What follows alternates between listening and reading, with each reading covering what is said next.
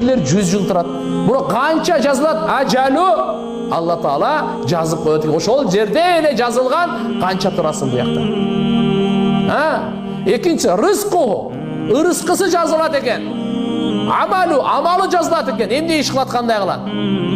Төртүнчүсү саидун ам шакийун, бактылуу же бактысызбы жазып коет экен.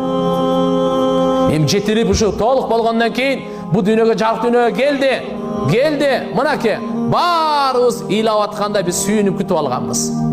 Наристени биз баарыбыз бул жактан той кылып күтүп алдык. Бала төрөлдү, уул төрөлдү, кыз төрөлдү, эгиз төрөлдү деп. Ана ал ыйлаган бойдон келди. Биз ушундай сүйүнгөнбүз. Алла Таала ушундай жаратты. Ыйлаган бойдон келди. Биз болсо баарыбыз сүйүнүп атабыз. Курсанчылык кылып, майрамдап атабыз. Эми ушул наристе ушундай жашасын. Эртеге өтүп атканда баарыбыз ыйлап турган болойлу. Бул сүйүнгөн бойдон кетсин.